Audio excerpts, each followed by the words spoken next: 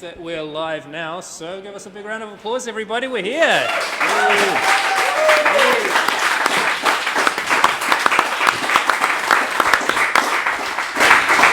Kia ora. E ngā iwi, e ngā reo, tēnā koutou katoa. Welcome to all people and to all voices. Haere mai ki te upoko o te ika a Maui, ngā mihi ki ngā tangata whenua o tēnei roe. Welcome to Wellington, and we acknowledge the people on whose ancestral land we now stand.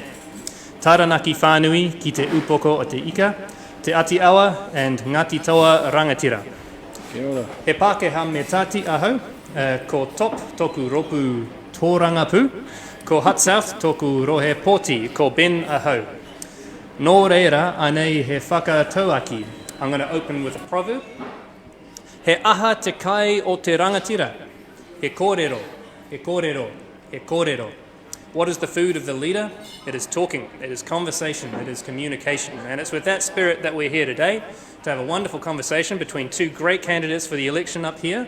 I'm going to let them introduce themselves in just a minute, but first, thank you to you all for coming here and to you all on the internet as well for tuning in, for seeing our candidates today and learning more about our parties and about what you're going to do in the next 4 weeks between now and the election. So, without any further ado, one more thing, we're just going to have a conversation, a bit of a kōrero to begin with between the two candidates, but after that I'm going to hand over to questions from the audience. So that's you people online and it's you lovely people here. So start thinking about your pātai, your questions, and we'll get to them in due time. But for now, Tākuta, take it away. All right. Hey, I'm going to hand over here. Yeah. Home people first. Kia ora inga mana ko hui mai nei ki tēnei whare, ki te kōrero, i ngā whakaro, ka nui te aroha. Ko Geoff tōku ingoa. I'm the leader of TOP and the candidate for Rongotai here in Wellington. And I originally grew up in Okaiho in the far north, spent my teenage years in West Auckland and then moved to Whanganui-a-Tara in about 20 years ago. So I've been here about 20 years. And love the city. I'm really excited to have this conversation. I've had the pleasure of debating Tākuta a couple of times, and I've got to say I find myself agreeing with him more than debating him. So I'm really looking forward to having more of an in-depth kōrero tonight. Kia ora. Tēnā tātou. Tuatahi e mihi ake ana ki a koe hoi o kupu whakarite i a tātou. Tautoko ana ngā mihi kua uta ki runga ki te haukāinga, ki a tō rangatira ki a te Aotearoa. O tira ki a koe taku rangatira, Geoff, nei rā te mihi atu ki a koe. O tira koutou, nau mai haere mai, ki te pai o te whakawhitinga kōrero. E tautoko ana te whakaaro ki a uta ngā whakaaro nui ki tērā kōrero o ngā mātua ko te kaiate rangatira he kōrero. G'day everybody. It's a pleasure to be here. I passed it, Geoff, because it's always good and appropriate for the home team to speak first. I'm a manuhiri here for this particular time, so thank you for the invite, Geoff. And I have appreciated Geoff's point of view across those debates that we've been in the last couple of weeks. At the end of the day, I think we're all after the same thing, but what it requires is a lot of clarity and transparency and a willingness to listen. Once you sort of arrive at the same starting place, it's easier to build forward. So happy to be here tonight, keen to talk about the kaupapa, and thank you fellas for coming up, and to the whānau out there who've tuned in. Ngā mihi.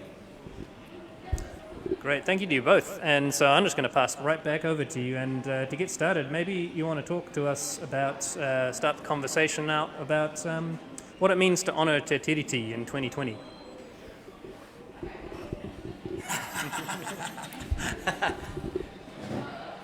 That really is a hospital pass. Well, look, I think this conversation is, for me, is kind of symbolic of what it means to to honour Te Tiriti in 2020. I think it is about an equal partnership and having a conversation as equal partners and finding a way forward. I mean, I think we, from listening to Tākuta, I believe we both see a need for a constitutional conversation, a conversation about our country's constitution, and that means a real complete overhaul in how we do things. I mean, we have no idea how that is going to look. I mean, we've had some amazing work from Sir Geoffrey Palmer from Te Ao Pakeha in terms of thinking about what the current constitution looks like and how that might look if it was codified in a written constitution. And we've had some amazing thinking from Moana Jackson through Māteke Mai on what on a Te Ao Māori perspective of what a constitution might look like, and I think everyone knows we've got a massive job to do to kind of bring those two conversations together, and it's probably going to take a couple of decades, and that's not because Māori aren't ready for it, because I think Te Ao Māori probably have a far better understanding of the issues than Te Ao Pakeha, because the kind of the kōrero in Te Ao Pakeha is we resolve the treaty and then I'm nicking your line here. But the way Tākuta described it at a debate the other night, I thought was wonderful. Pakeha think of this as about resolving the treaty, like it's something you can resolve and then move on. But it's actually about honouring the treaty, which is an ongoing conversation. You can't ever resolve something that needs honouring. So there's a complete cultural and mindset change that needs to happen in Te Ao Pakeha about what this is going to look like going forward. So I think we have to bear the burden of that mahi. Yeah, cheers, bro. Hey, I like to talk to the treaty as simple as I possibly can, eh? And, the Treaty of Waitangi, shrouded in a whole, generations of ambiguity. One side arguing one thing, the other side arguing the other thing. But where we are right now is we're 20, 30, 40, 45 years since the establishment of the Waitangi Tribunal. And primarily, the job of the Waitangi Tribunal over that time has been to unearth the Māori story. Because, unfortunately, the history of this country was written by colonial New Zealand. So any moving forward for us as a people has to be done on a basis, a foundation of what the truth is, the two-sided truth. And we're only 45 years into discovering what the two-sided truth is, right?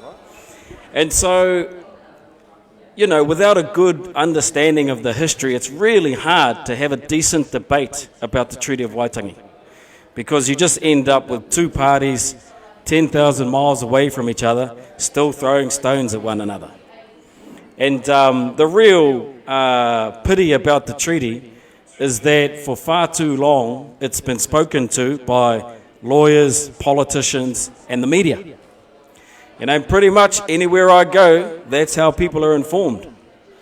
So if I'm ever having a treaty discussion, my first question is put your hand up if you've read it, and maybe 5 in 100 will put their hand up. So we've got a real small base of information to be having any decent argument about, or not argument, discussion about going forward. So it's really incumbent on us. And I look across this crowd, and we're all young people. We all got the longest time and future invested in our country, and we have to commit to doing the work. Because there's a lot younger people than us looking up to us. So for me, that's it, right? You got to get the settings right for any debate. It's like anything. You want to debate something, you got to come with some knowledge about it. Different sides will have their different perspectives, but as long as it's built on a commonly understood and accepted foundation, then at least the discussions are meaningful going forward. And we're definitely not there. Great example the other night at the Ocean Forum. So, you know, that's the work we have to commit to as a people. Tell the story. Tell the story of... Well, yeah, at the Ocean Forum the other night, Dion Tuta, who's the chair of Te Ohu Kaimoana, the CE of Te Ohu Kaimoana, asked the panel a question, and the question was, how would you make the Kermadec Marine Sanctuary treaty compliant? Not my favourite phrase, treaty compliant, but anyway, that was the question. And I don't know, the dude sitting next to me is from National. Apparently he Scott chaired the select committee, and the iwi agreed. And there was a lovely old lady in the crowd who believed that the iwi agreed as well. But the reality is, if the iwi had have agreed, there'd be a great big sanctuary at the Kermadecs. But there isn't. You know, and there you sort of have senior Pākehā New Zealand defining for me, a young Māori coming up. I know what happened there, but defining on behalf of Te Ao Māori what appropriate consultation looks like, and that they did it. But the fact of the matter is there's no sanctuary at the Kermadecs right now because they didn't do it properly. You know, so as long as we've got politicians who just like to bandy stuff like that around, we're going nowhere fast. Younger people, we're going nowhere fast. So we've got to stand up and speak past that, raise up above that, and not enable that to just stymie any decent conversation about the future. And you know, all of our kids are vested in this future.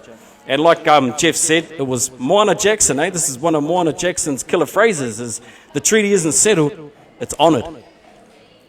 So, you know. There. Cool, thank you very much. Water is a very important topic for Māori, especially at the current time. We've had 20 years of arguments about foreshore and seabed, and now we're talking about ownership of water. So where do both of your parties stand, and what needs to be done in order to move forwards on the issues of water management?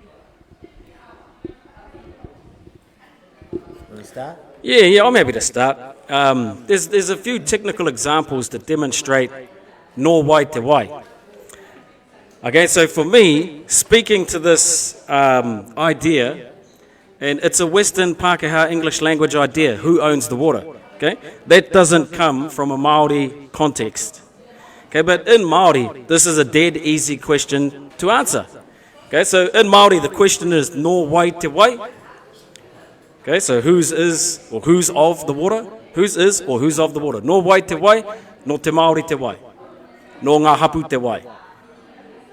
Okay, and so, you know, in a lot of legal settings, the dominant language is the English language and the other language called legalese, right? So if you enter into that, it's very easy to lose the Māori position of the answer to the question.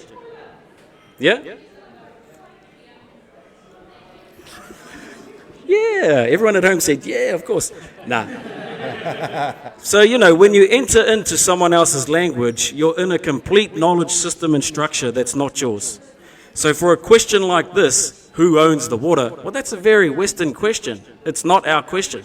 But if you ask me nō wai te wai, I can give you the dead straight answer, nō te Māori te wai, nō ngā hapu te wai, which says the people are of and belong to the water, and the people of the hapu, which is a local sub-tribe, are the people in the of and, you know, of the water. So it's a very, although it might leave you thinking a little bit, that's the difference that the country still hasn't come to reckoning, right? Is that one knowledge system is just as valid as the other. But if I was to say it in court, I would say Māori own the water, because that's the only thing the court understands, unfortunately. Okay, and then what happens then is the Pākehā media or the mainstream media takes that and skews it, comes out with lines like, oh, they're going to block you from the water, they're going to make you pay for the water.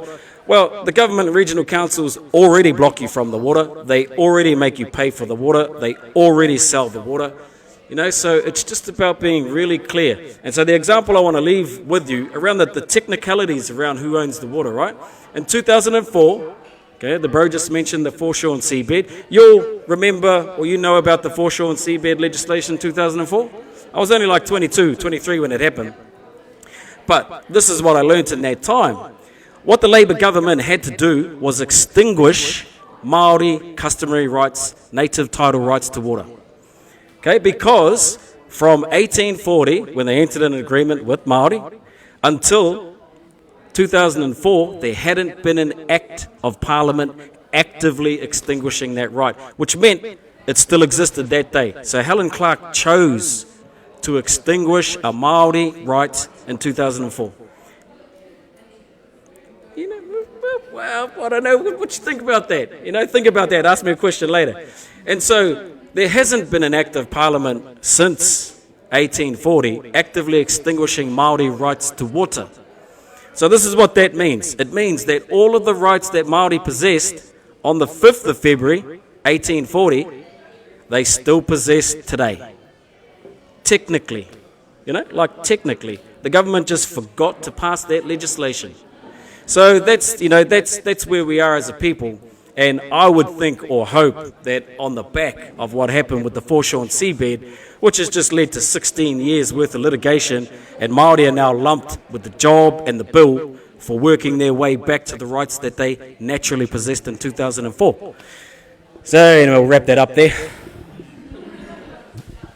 Kia ora, Tākuta. So, just for the people here, we've just had an update from the world of the internet. So there's about 250 people watching online, so almost 300 people watching this right now, just as an indication of what's going on out there, which is pretty cool. I mean, I always find it quite hilarious when Pākehā freak out about Māori ownership of water, because I don't think we could have done a worse job of managing fresh water in this country. Like I can't actually think if we could have cocked it up any more. And yet we think that someone else is going to do a worse job. Like I just find that bizarre. Because, you know, there's parts of the country that have run out of water. There's parts of the country that are, large chunks of the country that are polluted.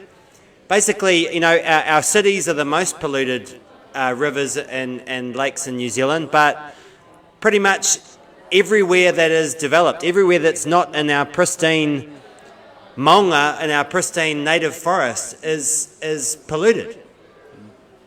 And I mean, you know, technically polluted, not just a little bit polluted, I mean polluted. Like, the scientists would look at you twice if you went swimming there, kind of polluted.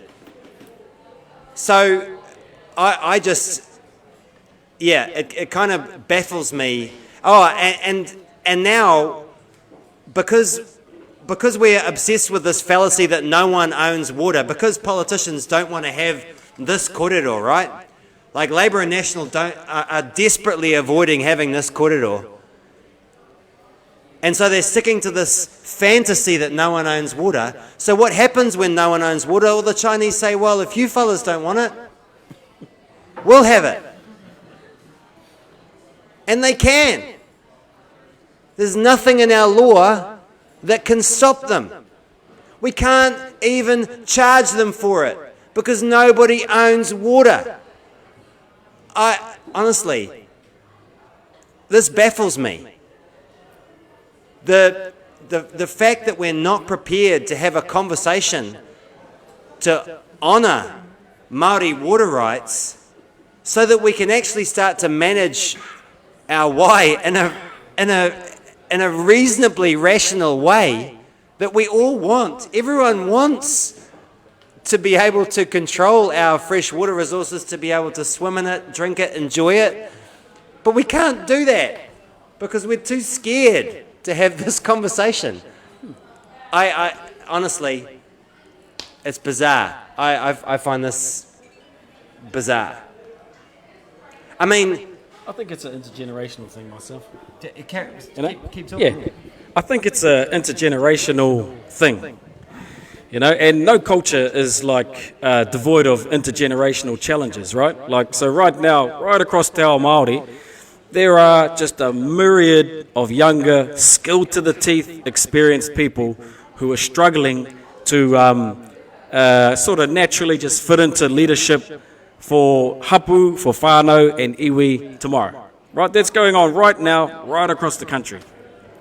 And so there are sort of intergenerational battles at, just frictions, and they're quite natural. But it's something that we as the younger people, if we want to transition to a better set of conversations, have to be brave and have to push into. And, that's not my thinking, right? So I'm a young fellow who finds himself in a lot of leadership roles in my home setting, where I come from, who our people are. And, you don't sort of arrive there unless other people think you're capable, right? So to arrive there and discover that there's a whole new job, which is rising up to a set of challenges that include non-Māori and Māori, are going to take huge courage, right? And so the cost of not taking the leap means we might just have to wait until they die. So just settle in for 30 odd years more of what we've got. Well, the cost of jumping in could be that in the next 2 or 3 or 4 years, the country goes, wow. Because the tension that exists between Te Ao Pākehā and Te Ao Māori is basically the thing that limits the growth of Aotearoa as one country, right? And so I talk a lot about our the potential additional value of the Māori story to what is, in effect, a low economic model, low value economic model.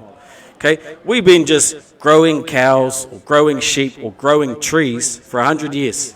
And no one's had to think about how you make that thing more valuable. And it's led to a big, fat, low economic model, big, fat, low wage economy, big, fat load of poverty that comes with it. And it's because no government's been strong enough to make those primary producers think harder about improving their value. Now, one way we could improve the value across the board is to get over our little treaty disagreements and build a stronger together story. Because, the Māori story just sells more internationally. It's one of the things that the Māori economy has built, right? The Māori economy, because the existing New Zealand economy is just, you can't compete with it. The scale of it is too humongous. So as Māori, iwi and hapu have gotten resources over the last 20 years, they've gone into business, but on a low production, high value model. And so like per capita, per unit, they're smashing traditional business out the park. So that could become the New Zealand Inc. model, which the government's wanted for years and years and years, but they're just not courageous enough to step up and have the proper convo about the treaty that will enable it, and by doing that, keep us locked down in low Ecoville. And the few that own everything, they're not in low Ecoville. They'll put another herd on their paddock if they can. They'll plant another 1 billion hectares of pines if they're allowed to. But that doesn't do us any favours, right? So we need to transition to a higher value economy, and I'm talking too much. No, it's great. Yeah. I think you had one more question for us, Ben, before we pass over to the crowd? I do, but I'm actually going to stop up from one of the questions from the internet now, seeing as it's so relevant to what you're already talking about. Okay. Somebody from the internet is asking, do you have any thoughts you'd like to share on the recently implemented National Policy Statement on Freshwater Management, particularly the part about Te Mana o Te Wai? Okay. I think,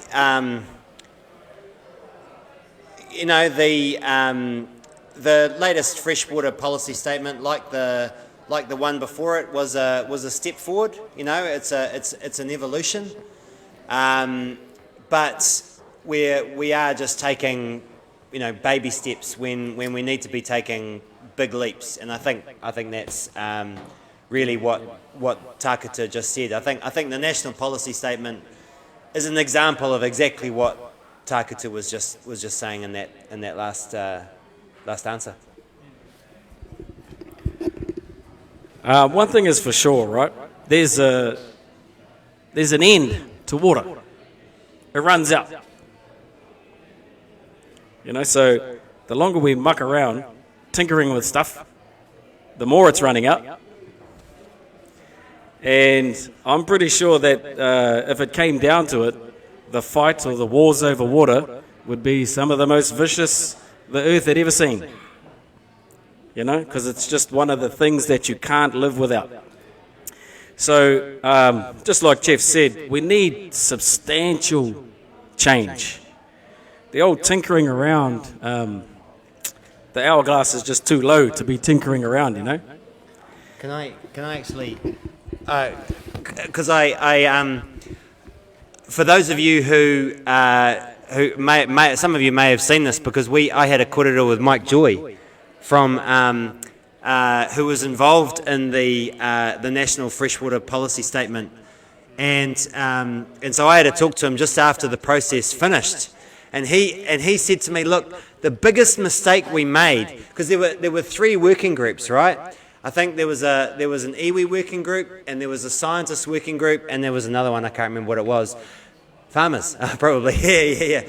Possibly. Anyway, so Mike Joy said that on day 1 of the meetings, the iwi working group kicked out all the officials. They just kicked them out of the room. And Mike said that the iwi group on freshwater made more progress than all the others put together. Because he said that, you know, constantly, I mean, just one example of the outcome of the process, right, was for the scientists. So it was around this nitrogen limit, right? So nitrogen, of course, helps create algae, which causes algal blooms, which, you know, is crap to have in streams. So the scientists wanted to set a certain limit for nitrogen in fresh water. The majority of the scientists wanted to set that limit, but because there were 1 or 2 scientists that didn't agree, the officials changed it to be, okay, well, we can't agree, so we're not going to set this limit, right? But the majority of the scientists did agree, and it's very rare that you get, I don't know if you guys know many scientists, but it's very rare to get them all to agree. You know, that's the nature of science. It's a debate, it's a discussion. So to get the majority of scientists across the line was quite a big achievement, but obviously not all of them. So, yeah, I thought that was quite interesting that obviously the iwi working group had such knowledge within them of how obstructive the public officials can be that they knew right from the outset just to not go there. All right, and let's go to that third question that you had prepared, which is around Māori getting the benefit of government services and whether the delivery mechanisms are appropriate and how we can maybe change that if they're not. It would pretty much why the Māori Party exists. So you can take any tranche of public service, the dire ones. Actually, they're all pretty dire, really. You know, 70%, you know, of babies in SIFS care Māori, 50% of men in jails Māori, 64% of women in jails Māori. You know, Māori achievement below 50%, more like 30-something in education. Whole range of things, right? So, what's known? I'll talk to 2 things. One is how we come to be here, and I'll speak to Moana Jackson's findings, right? So, Moana Jackson talks about a contemporary colonial society, which we are. So, we're one. Australia's another one. Canada's one. America's one. But in these contemporary colonial societies or post-colonial societies, the leadership entities have a natural tendency to incarcerate those who they assimilated. And so he talks about that as the state being a carceral entity. Now it sounds really flash, but all it really means is that the natural outcome of the system that's been built over, 160 odd years, right? 160 odd years. Its natural outcome is the incarceration of the indigenous people. Okay, so that's an idea called carcerality that Moana Jackson talks about. And you might have to go and like read into that a little bit. But what it means is that all of the state-driven services will ultimately fail the Indigenous. And if you look at Aotearoa, we got all these terrible stats. Our worst one is male suicide. To me, our worst one is male Indigenous suicide, highest in the world, right? And so if you look at a place like Australia, same deal. If you look at our Indigenous people in Canada, same deal. In the US, same deal. And it just all tends to point to the nature of that post-settler or post-colonial or contemporary colonial society. Its natural thing is to incarcerate the Indigenous people. And that gets talked about today as systemic racism, as systemic bias, as this, that, and the other thing. But if we are to build a country where two peoples are respectfully dealt with, are respectfully afforded the same level of opportunity, the same level of protection, the same level of care, the same level of all sorts of stuff, then you have to address it right at the heart. Okay, and what the country and the governments of the country over 160 years, how long since there's been a government? Does anyone know when the government was established? This dude should. 1852. So, what is that? How many years is that? It's like 168. There you go. 168 years of experience tells us that the state will fail the Indigenous. And Moana Jackson tells us through the science of his great mind that that's the natural outcome of a carceral entity, and it's demonstrated 4 times around the world to be the case.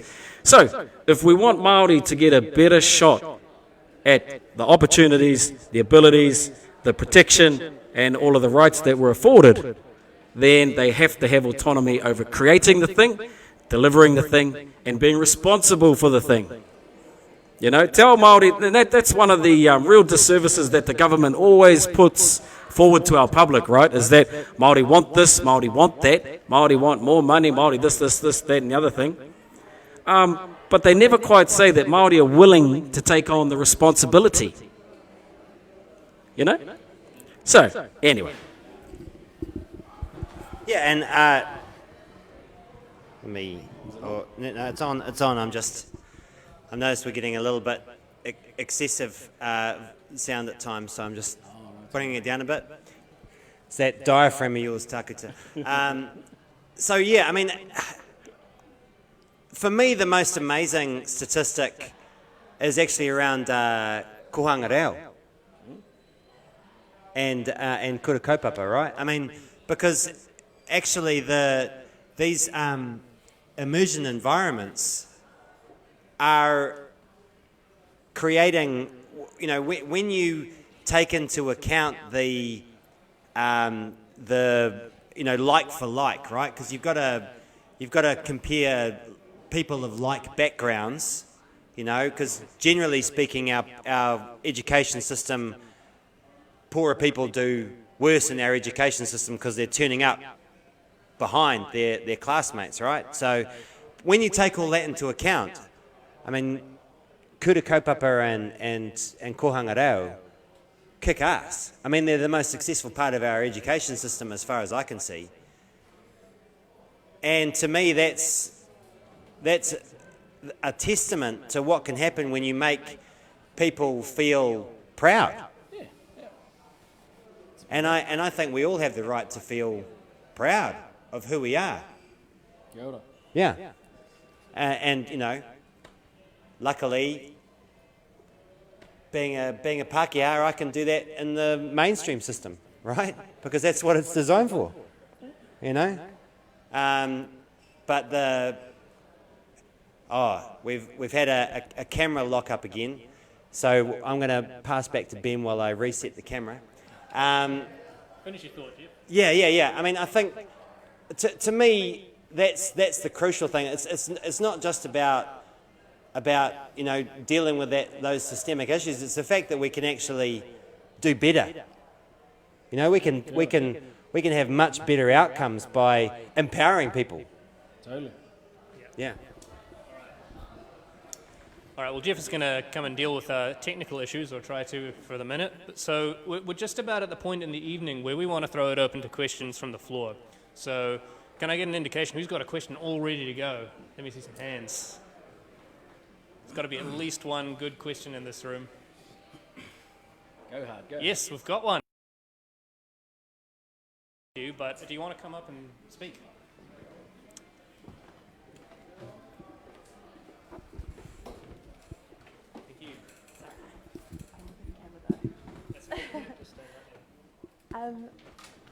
And we're back on. There we go. Perfect timing. This is actually a question from one of my friends who come over tonight. Yeah, she phoned me in. So, as a young Māori looking to purchase property in Wellington, what is your outlook on housing? Because she's in a six-figure job, she's got nearly $100,000 worth of savings, however, she has no debt, yet it's still impossible to purchase property. She's lived in the eastern suburbs her entire life. You know, she's given back to the community and everything. So what is your look or outlook on housing for, I guess, the younger generation? You know, that's what majority of us here are. So yeah. Oh, no, you go first. I'm just trying to keep this working here. And I'll probably let Geoff talk to that because he's good at it. But, you know, I'm standing expressly to deal with the issues that face young Māori, and this is one of them.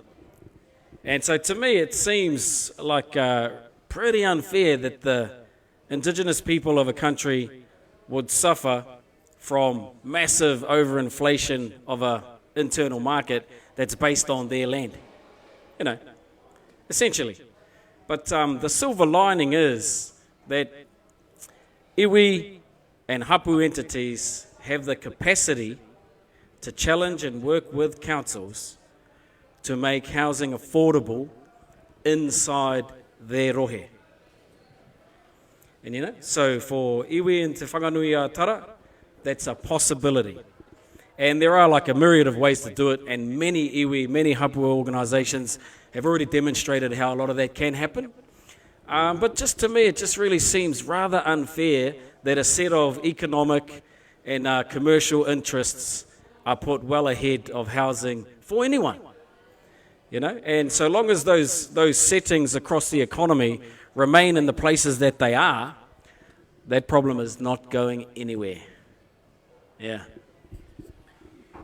Yeah, completely agree. I mean, we have the most unaffordable housing in the world. And, you know, that's not a race we want to be winning, right? It's truly a shocking statistic. And I think people have just accepted this fact that the price of houses and rent is just always going to keep rising.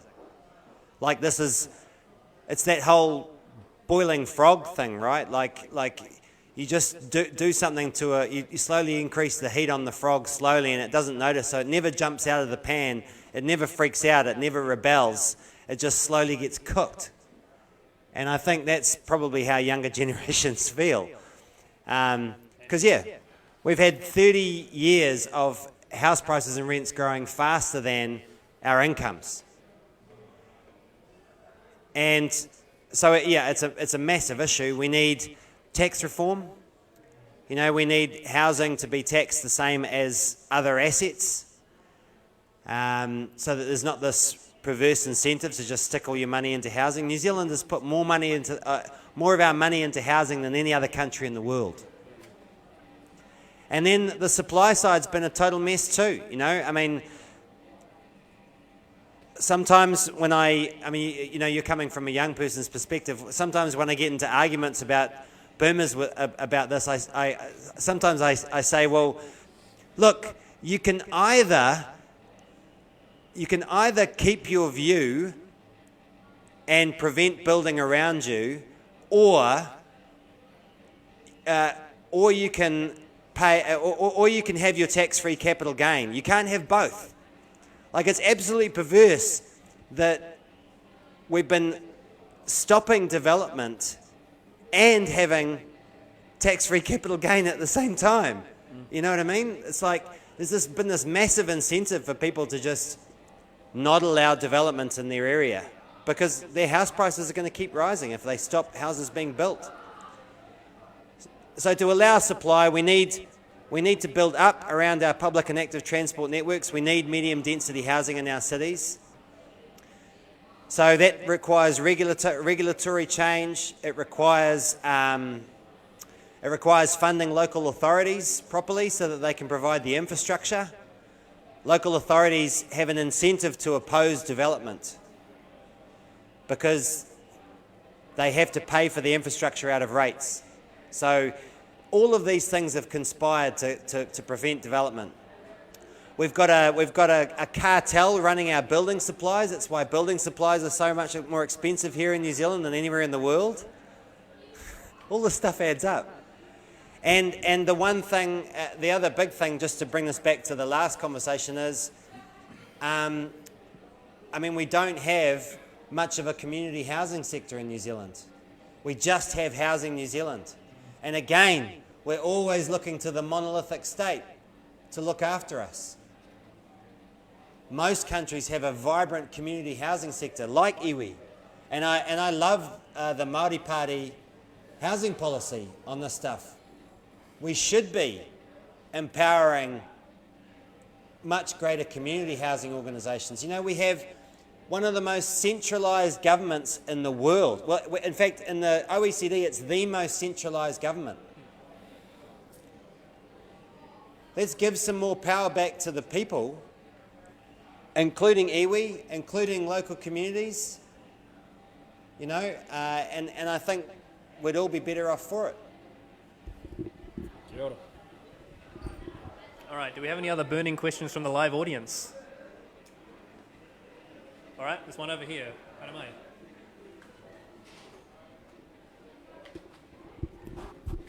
Before I ask this question, what happens when you point out to the frog it's getting cooked?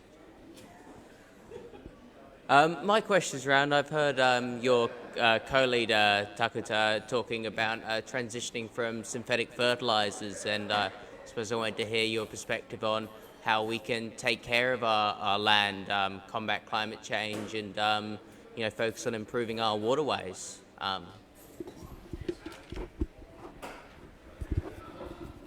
Well, you know, a Māori approach always starts with the people.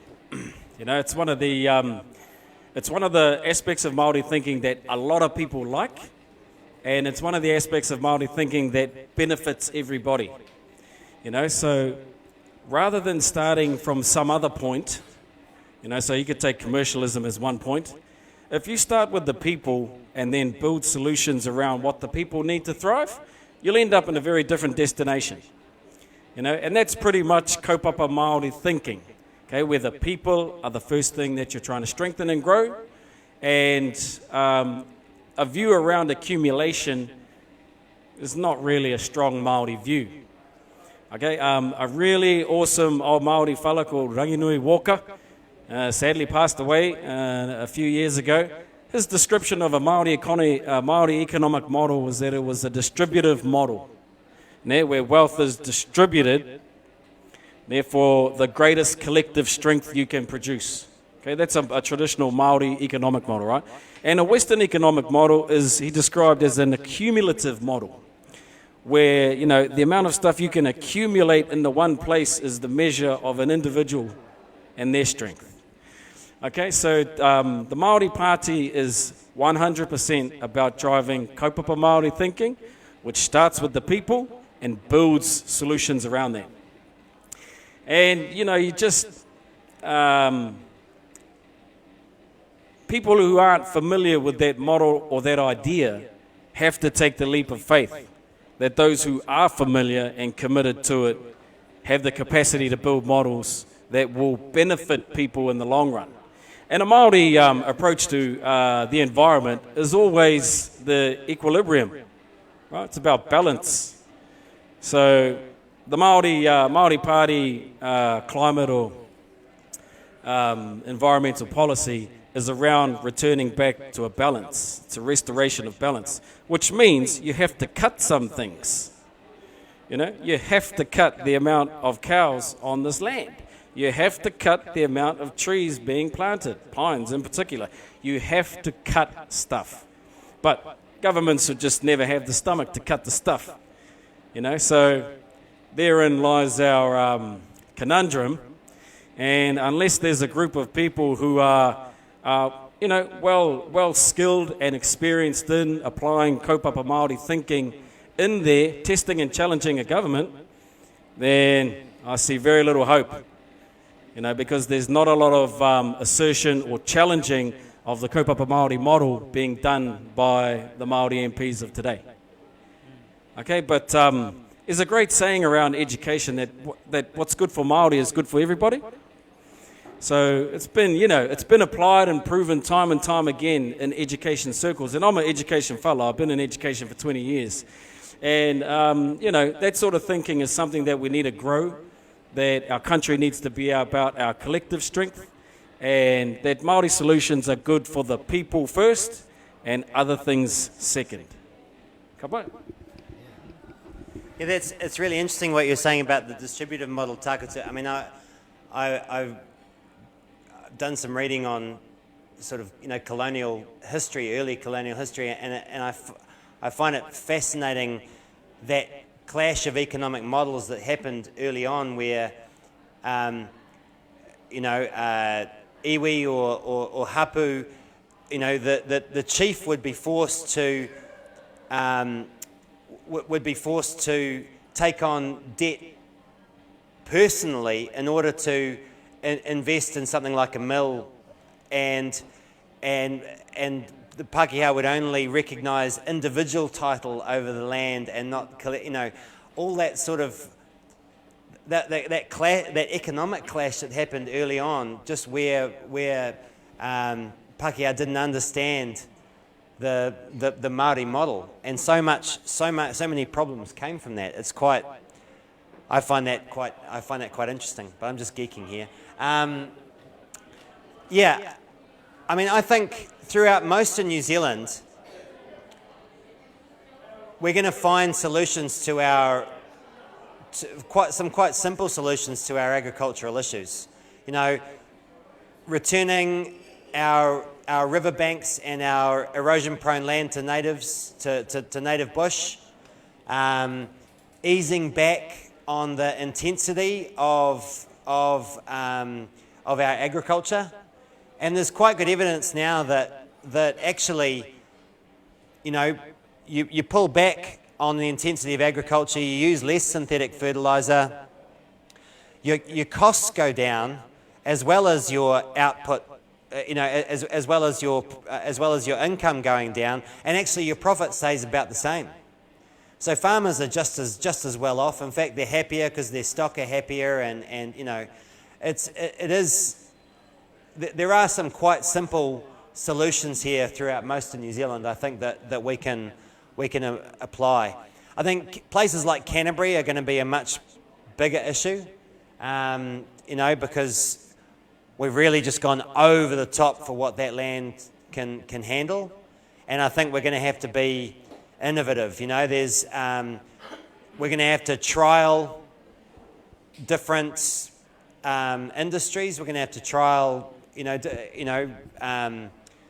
perhaps moving to pip fruit or horticulture, or you know, I don't know what the answers are going to be, but we have this great organisation called Landcorp, which owns a whole bunch of land, and the government should just be telling it to go forth and experiment and try and find a solution to Canterbury where we can have an environmentally friendly land use that's still going to turn a profit, so that the farmers can have alternatives, you know.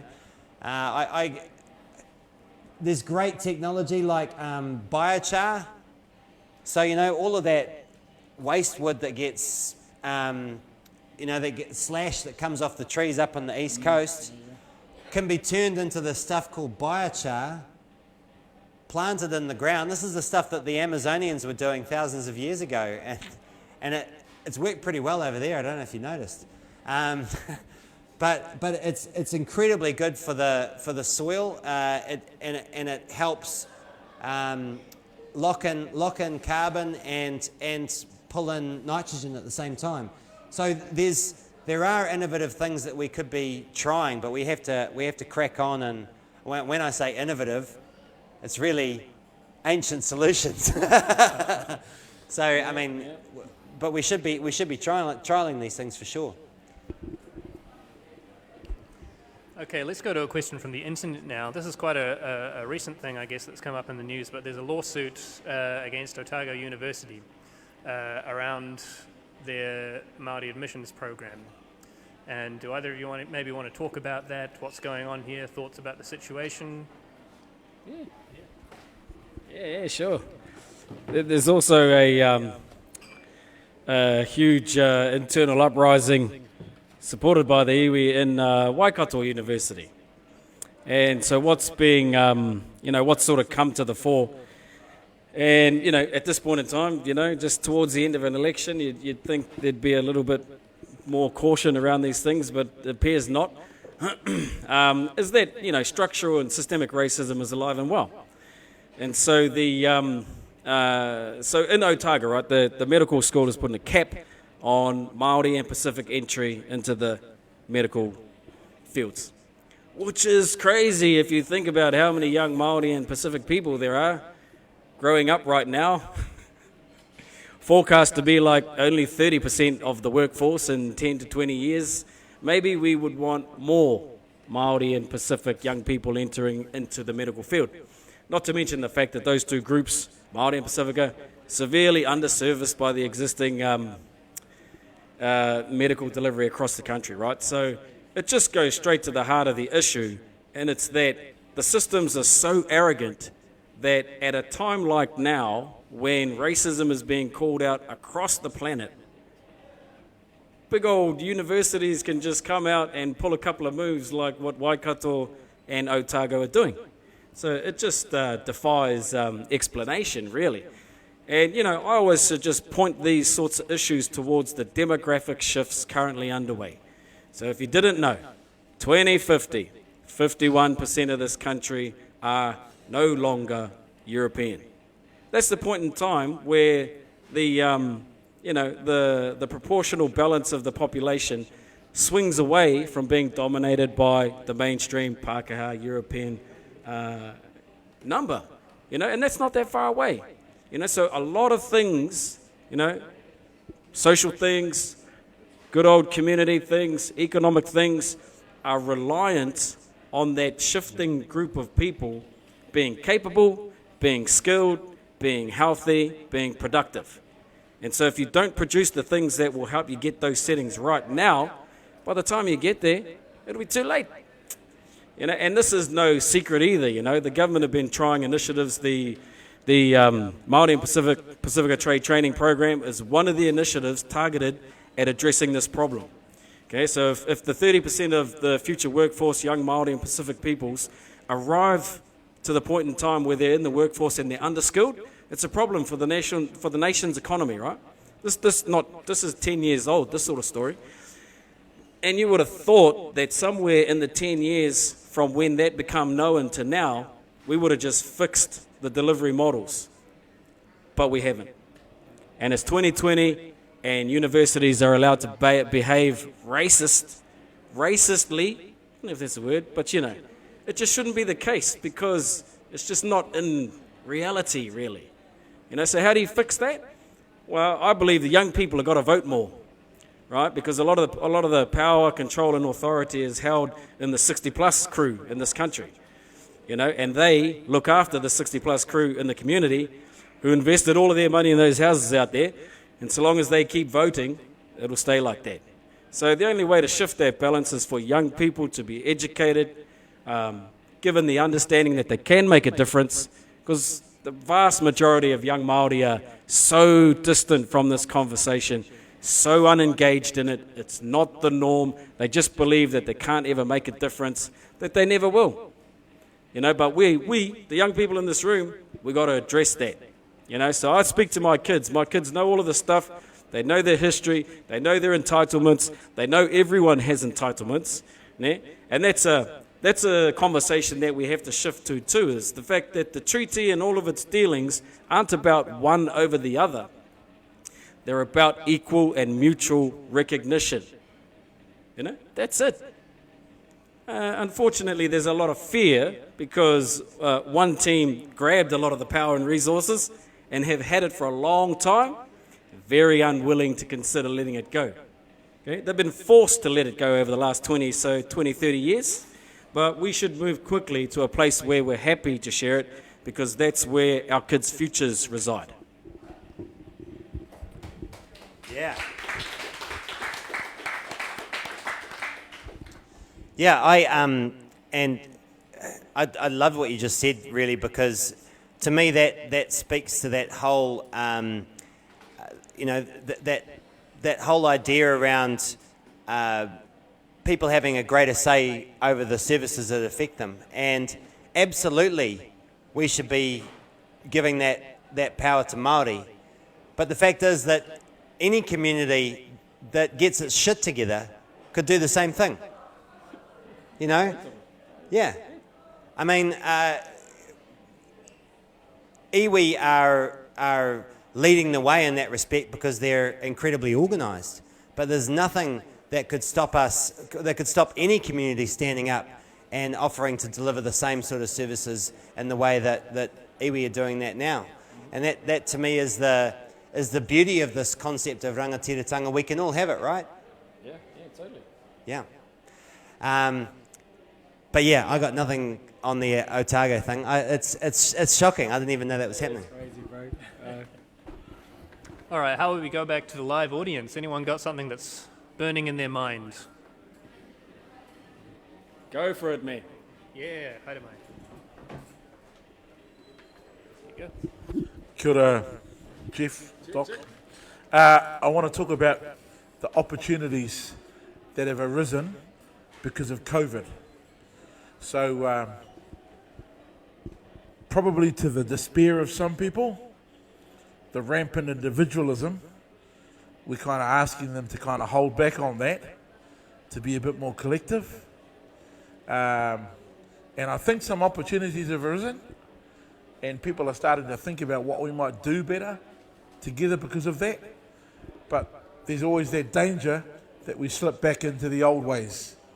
So I'm just interested in both of your views on, what opportunities are there that you see, things that have happened, and how do we kind of optimise that for the benefit of everybody. Kia ora. Kia ora. You go, Geoff.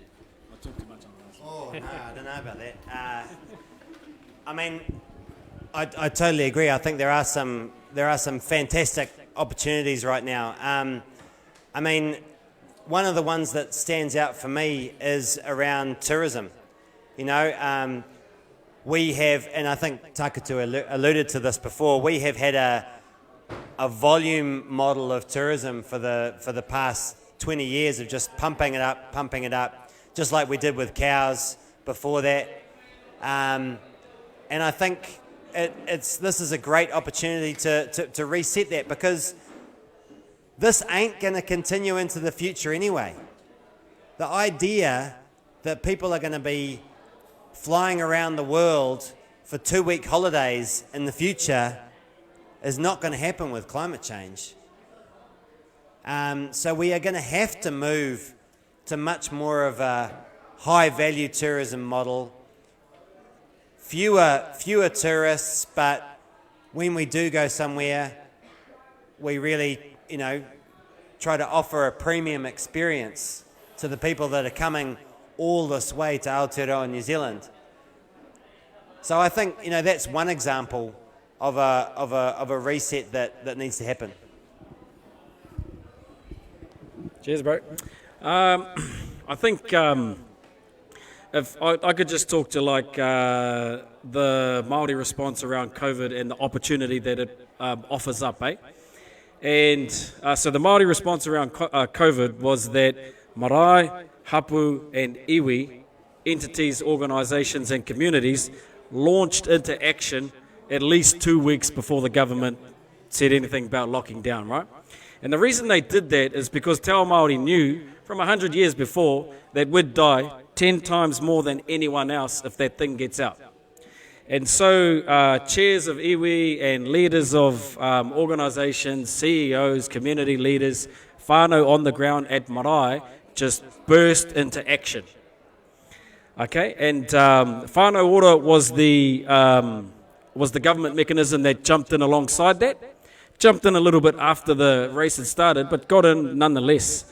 And I think, and what that resulted in was there was very little spread of COVID through the first lockdown in Māori communities. Okay, and so that's the speed that a new model of education needs, and that's the penetration that it needs. That's the speed that new jobs that are going to be created, getting connected to those communities that are out of reach of government systems, that's the speed that it has to happen at. And so the opportunity is that there was a model demonstrated and it operated 110% that could fix a lot of the problems that we have. And I'm always, it's not cynical, but I'm like, man, you know, in education, Māori medium education, so, you know, just like Geoff said, right, Māori models of education that say, all of your Māoriness is good, boy, you know, or all of your Māoriness makes you a superhero, young lady. Those models have outperformed the mainstream models for decades. You know, not just a little while, decades. So if you had the answer to a set of problems, would you not apply it? You know, and apply it at the scale that addresses the problem. You know, if the government had the answer to COVID, would they not apply it? You know, so the answers are known, the models are proven, and what COVID did was it showed the expediency with which serious issues can be addressed and fixed. And so we were in that, back in that, you know, this has been my favourite talking point, this the Moana Forum, right? They were like, oh, this is going to take ages, you know, oh, a little bit here, a little bit there, oh, just, you know, a little bit, you know, 3 years, we can't do much, and those fellas wrecked it the 3 years before, and, you know, give us another 3 years, and da-da-da-da-da. And when I spoke, I said, well, if there's one thing this year has taught the world, is anything can change just like that. You know, if you've got the will to make the change, you can change it overnight. And that's where we need to be. That's where our young people need to be. You know, because the old fellas are just clinging on to stuff that they need to let go. And I just want to call back to the question that you raised too with what Tākuta's saying, right? Like I think that is crucial because, like I said, I think people have gotten this mindset, housing's going to be unaffordable and it's just always going to get worse, you know? But we can sort it out. We've shown, as you said, we've shown with COVID, if we set our minds to it, we can sort it out.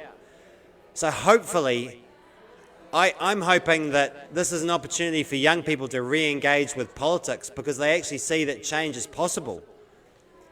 Because I think young people have disengaged with politics because all they've seen for the last 30 years is red, blue, and nothing ever changes. Quite frankly, I don't blame you disengaging with politics with that sort of story, you know? Yeah, last question, is it? Or? Let's do a quick one from Adam first. Here we've got, will TOP endorse Māori Party candidates in the Māori electorates, and will the Māori Party endorse TOP candidates in the general electorates?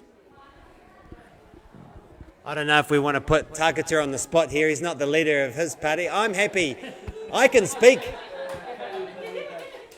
I can speak on behalf of TOP, and I'd say, look, I mean, we in 2017, TOP endorsed Māori candidates in the Māori electorates, and I would happily do so again, but I do that as a koha without any expectation of return.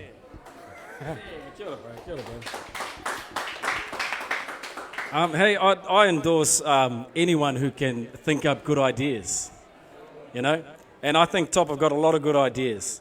The one thing that I don't endorse, and I've sort of just, you know, really come to this view since getting involved with the Māori Party and understanding a bit more around the mechanics of it, right? What I don't endorse is big mainstream parties standing in Māori electorates. because the Māori electorates were put there to ensure that the voice of the Māori people, not the voice of a big party, the voice of the Māori people is considered in government. And what's been demonstrated across the lockdown and right up until now is that the Labour Māori caucus is not the voice of the Māori people. It's as much of that voice as the Labour Party will allow it to be. And so that's not the reason the seats were established. So I would challenge that as an idea. But, you know, democracy is democracy, and I support anyone in the electoral seats because that's why the democracy is there, right? For the people to have their voice. The Māori seats are there for Māori to have their voice. And I think this fella's got good ideas, and I think they could help a lot. All right, time maybe for one last question from the floor, if anyone's got one.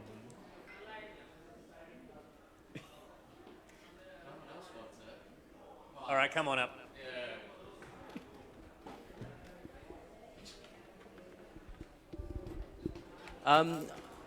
I'd like to hear your perspective, Tākuta, around the universal basic income that TOP proposes, particularly around, like, well, your problematic experiences with our state services and how that could reflect an alternative and what engagement you'd still want to see. It only reflects the job seeker benefit, but also in terms of how you might see it recognised as unpaid work and our share of the land, our part of us being part of this society as a citizen. Yeah, kia ora, bro. You know, fundamentally, I support the UBI. You know, there are maybe a couple of adjustments, you know, around means testing and stuff. But I know that presents other problems for how it's being presented, and that, you know, one of its aims is to reduce the cost of the delivery of welfare. So yeah, you know, the Māori Party income policy is around trying to address the same issues, but with a level of tweaking around relativity and circumstantial bases, right? But it's essentially getting at the same thing. So I myself support it. I think that for our people, right, for Māori out there in this community who are unfortunately entrapped in not only poverty, but entrenched poverty and entrenched intergenerational poverty, that something like the UBI will be the thing that saves them across this next very short period. Because there's two ways this post-COVID recovery deal can go for Māori, and that is, the bad way is that it not only goes to entrenched, but it goes to severe, you know, exacerbated, entrenched poverty. Or systems get put in place where we get caught, you know, there's a bit of a cradle net there, the people get caught, and we can build a steady growth out of there. I think the UBI has a key role to play in that. So, you know, I agree with all the, you know, with the tax implications that come around it. I can't understand, you know, I've tried to look at it a million ways, but why you would tax someone 2 or 3 times more just because they wanted to or had to work a second job, you know? All of that sort of stuff. So I definitely agree in principle, and I think we just need to get some of the settings around it, yeah, maybe tweaked here and there. I'll let this fella say. No. That was a question for you, so yeah, kapa. You to have that last word. Is there anything you want to say to wrap up, mate? Yeah, sweet. Yeah, I think, you know, I like the idea of the future for my kids, right? It's a big part of my drive to stand.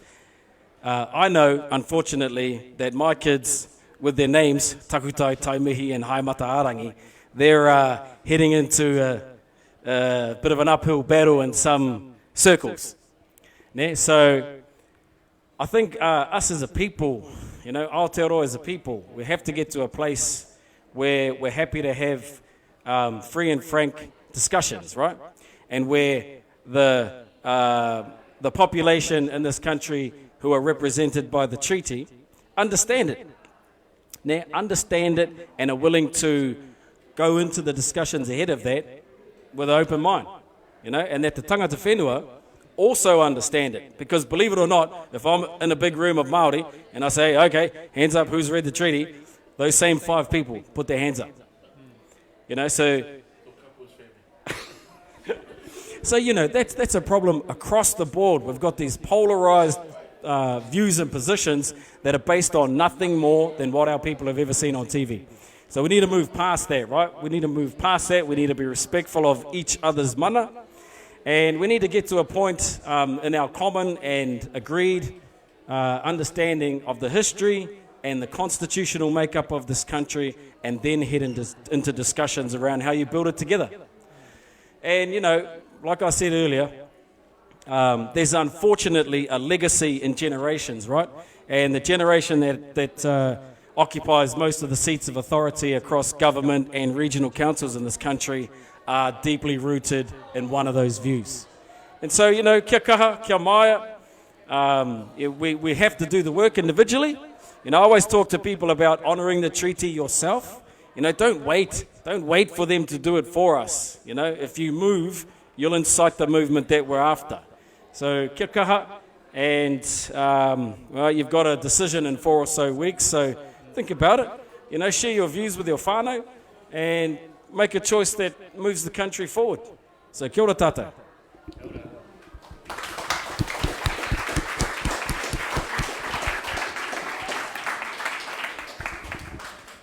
Awesome, Tākuta. And thank you so much for being willing to come and have this kōrero. And I mean, I totally hear what you're saying about the future there. And I guess my concern is that culture is not going to change quick enough to deal with all of these issues that we got coming down the line, right? I mean, automation and artificial intelligence, climate change, building on top of all of the issues that we've already got with housing unaffordability and poverty and that sort of stuff. I just hope that we can get that cultural change dialed up somehow so that we can actually adjust in time to meet these challenges. And that's my long-term hope. My short-term hope is that you are in Parliament on October the 18th, with Top, of course, and we can keep the bastards honest.